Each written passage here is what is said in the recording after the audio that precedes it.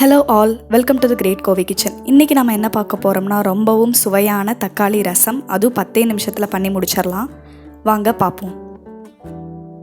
First ஒரு பாத்திரத்தில் கொஞ்சோண்டு புளியும் ஒரு தக்காளியும் அரை கிளாஸ் தண்ணி ஊற்றி ஊற வச்சுருங்க. இப்போது நம்ம ரசத்துக்கான பொடி ரெடி பண்ணிடலாம். அதுக்கு ஒரு ஸ்பூன் சீரகம் போட்டுக்கோங்க, ஒரு ஸ்பூன் மிளகு போட்டுக்கோங்க, கொத்தமல்லி ஒரு ஸ்பூன் போட்டுக்கோங்க,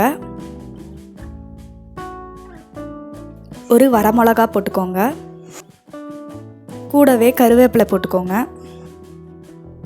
இப்போது இதை ஒரு நிமிஷத்துக்கு அரைச்சி எடுத்துடலாம்.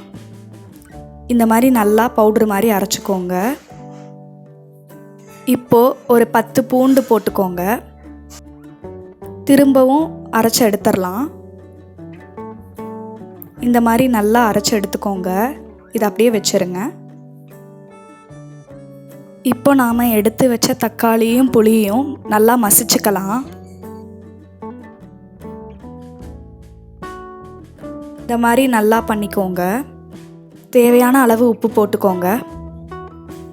அவ்வளோதான். இப்போ நம்ம ரசம் ரெடி பண்ண ஆரம்பிச்சிடலாம். அதுக்கு 2 ஸ்பூன் எண்ணெய் ஊற்றிக்கோங்க.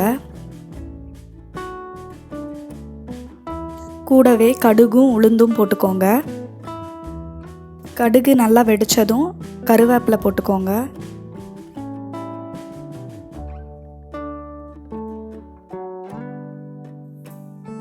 இப்போ நாம் கரைச்சி வச்ச தக்காளியும் புளியையும் இதில் ஊற்றிடலாம்.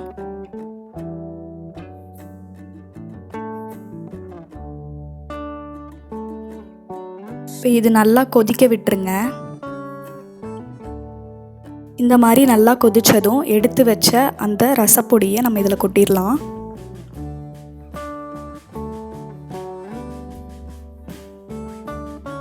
நல்லா கலந்து விட்டுக்கோங்க.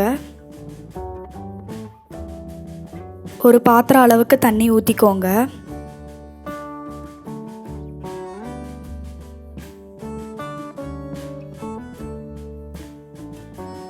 நல்லா மிக்ஸ் பண்ணிக்கோங்க.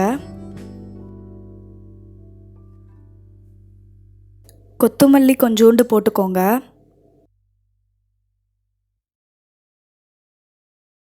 கொஞ்சோண்டு பெருங்காயத்தூள் போட்டுக்கோங்க.